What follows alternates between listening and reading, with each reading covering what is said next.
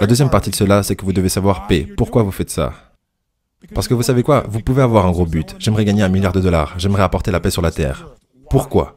D'ici la fin de cet épisode, vous saurez qu'est-ce que votre système d'activation réticulaire et également qu'est-ce que le plan RPM. Et le meilleur dans tout ça, c'est que vous allez apprendre à utiliser ces deux éléments pour atteindre vos rêves les plus fous. Bon, rien que ça, ouais.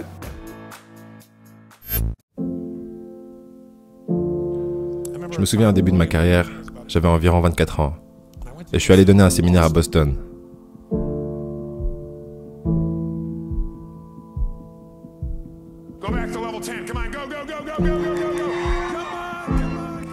À cette époque, un gros séminaire pour moi, c'était environ 125 personnes. C'était un séminaire de 3 jours, et on travaillait jour et nuit.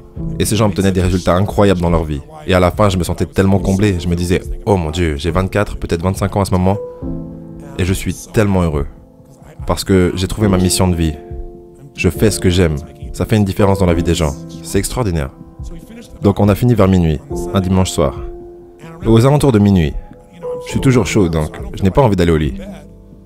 Donc j'ai décidé, ok, laissez-moi aller marcher un peu dans le coin. Et j'ai décidé de passer par Copley Square. Si vous avez déjà traversé Copley Square, vous savez que c'est un endroit génial. À Copley Square, vous pouvez voir ces anciens bâtiments qui ont été construits avant que nous soyons les États-Unis.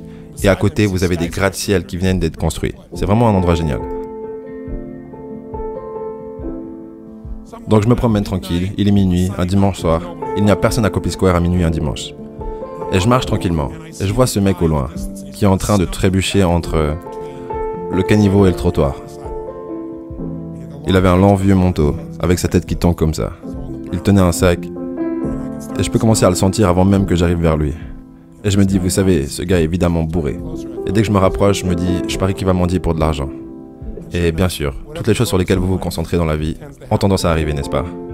Et évidemment, il s'approche hyper proche de moi, je n'étais pas sûr de ce qu'il allait faire, et d'un coup il sort sa tête pour s'adresser à moi et dit « Monsieur !» Il avait une allure et une voix vraiment bizarre. « Monsieur, est-ce que vous pouvez me prêter une pièce ?» Et je me suis dit « Est-ce que je veux récompenser ce comportement ?» Et ensuite j'ai pensé « Je ne veux pas qu'il souffre. » Est-ce que vous avez ce dilemme parfois? Comme vous savez, je ne suis pas ici pour juger. Donc il y a quelques années, j'ai finalement décidé de toujours donner, même si c'était une arnaque. C'est à eux de gérer ça. Si je peux me le permettre, je donne. Et donc je me suis dit que je pourrais lui apprendre quelque chose. Alors je lui ai posé une question et je lui ai demandé, est-ce que tout ce que vous voulez c'est juste une pièce? Il a dit oui, juste une pièce changera ma vie, une pièce.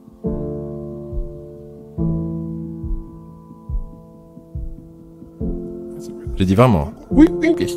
Alors j'atteins ma poche, je sors ma pince à billets. Et à cette époque, j'étais, vous savez, très jeune. Je venais de commencer à réussir, mon premier mentor était un homme nommé Jim Rohn. Je ne sais pas combien parmi vous avez déjà entendu parler de Jim Rohn. Si tu changes, tout changera pour toi. Tu n'as pas à changer ce qui est à l'extérieur. Tout ce que tu as à changer, c'est ce qui est à l'intérieur. C'est un gars génial. Et Jim m'a dit, Tony, écoute, tu viens d'un milieu pauvre, tu as une mauvaise psychologie, tu dois changer ça. Il a dit, tu n'as pas d'argent, alors prétends que tu en as. Commence à entraîner ton cerveau, conditionne-le. Il a dit, va économiser tout ton argent, retire 3 billets de $100 et mets-les à l'extérieur de ta pince à billets, même si tu n'as que $5 au milieu. Donc à chaque fois que vous la sortez, vous verrez ça, vous vous sentirez inspiré, vous vous sentirez mieux. Il a dit, si vous sentez mieux, vous ferez mieux. Donc j'étais là, ok, je l'ai fait. Et quand j'ai retiré l'argent de ma poche, j'avais $300 en billets que je me suis assuré qu'il voit. Donc je m'occupe de ça, je regarde au milieu et j'arrive à trouver de la monnaie. Mais je me suis assuré qu'il le voit. Bien sûr, il regarde le billet de $100, il l'observe, je trouve une pièce, je la sors. Je prends le reste, je le remets dans ma poche. Je remarque qu'il regarde ma main retourner dans ma poche. J'ai pris la pièce, je l'ai regardée et lui ai demandé, « Monsieur, monsieur, la vie vous paiera le montant que vous lui demandez. » Et je lui donne la pièce.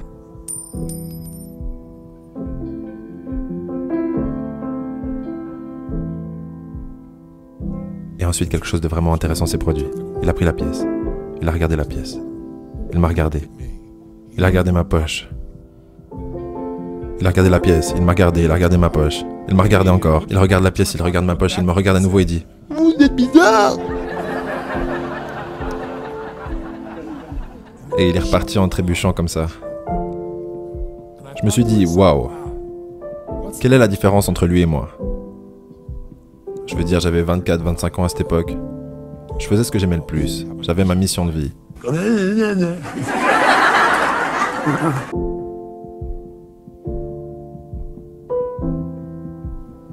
Et il est au début de ses 60 ans.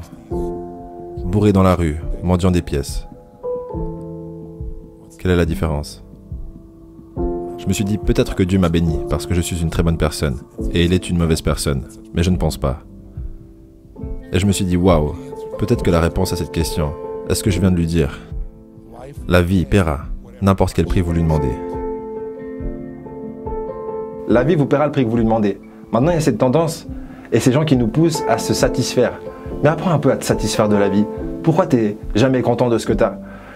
Et personnellement, je trouve que l'insatisfaction, bien sûr, quand il y en a trop et que ça se transforme en plainte, c'est pas le but. Mais l'insatisfaction, c'est vraiment l'élément qui nourrit le désir. Et sans désir, il n'y a pas de motif, il n'y a pas de raison d'être motivé. Du coup, pour moi, c'est crucial de rêver grand et d'alimenter cette insatisfaction comme j'alimente ce désir. Et c'est ce qui fait que j'en demande toujours plus à la vie et que je suis également prêt à en donner plus. Et vous savez ce qui est intéressant? Vous devez demander intelligemment. Dans la Bible, c'est écrit « Demandez et vous quoi ?» Ouais, c'est une plutôt bonne formule, vous devriez vous y intéresser. Mais vous savez quoi? Ça dit « Demandez et vous recevrez », mais je suis certain que ça voulait dire « Demandez intelligemment ». Je suis certain que c'est ce que voulait dire Dieu. Je suis sûr qu'il ne voulait pas dire « Fais ta pute et tu recevras ». Plains-toi et tu recevras. Je ne crois pas que c'était les instructions. Maintenant, si vous voulez demander intelligemment, il pourrait y avoir 5 éléments à ça. Numéro 1, vous devez demander quelque chose de spécifique. Ne demandez pas quelque chose de général. Les gens font ça tout le temps. Je veux plus d'argent. Très bien, voilà $1, maintenant casse-toi. Très souvent, vous obtenez ce que vous demandez. Vous n'êtes juste pas conscient à quel point votre façon de demander est générale. La clarté, c'est le pouvoir.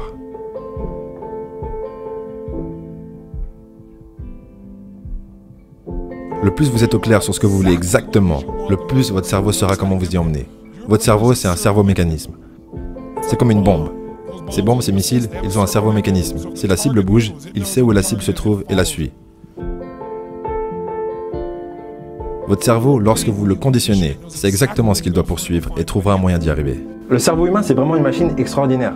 Et lorsqu'on commence à mieux comprendre son fonctionnement, on réalise que notre tâche, c'est vraiment de le conditionner et de le programmer pour être capable de faire ce qu'on n'est pas capable de faire actuellement, mais de le faire naturellement, avec plaisir, pour atteindre nos objectifs.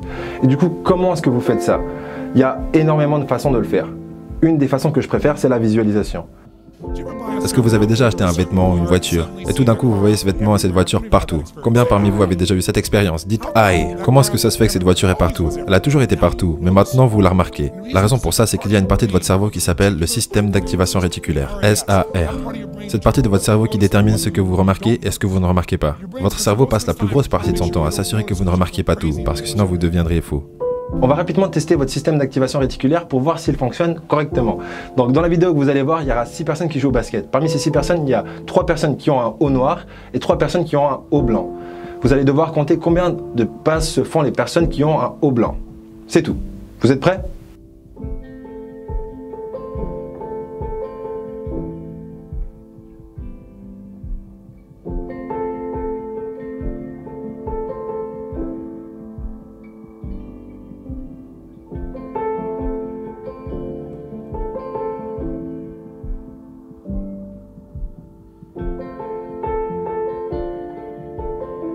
Alors, combien est-ce que vous avez pu compter de passes entre les personnes qui avaient un haut blanc? 15? C'est exact. Mais par contre, est-ce que vous avez vu le gorille?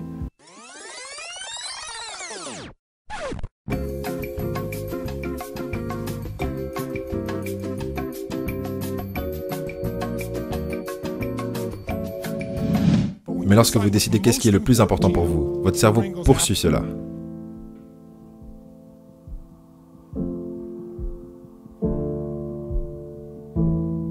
Toutes les personnes que je connais qui ont du succès ont construit un plan RPM.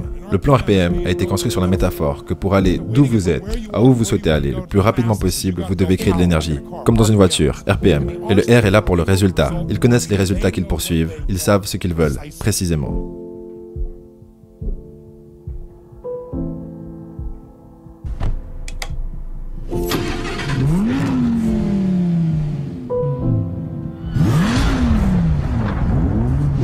Si vous ne savez pas exactement ce que vous voulez et que vous vous cachez derrière quelque chose de général, vous n'allez pas réussir.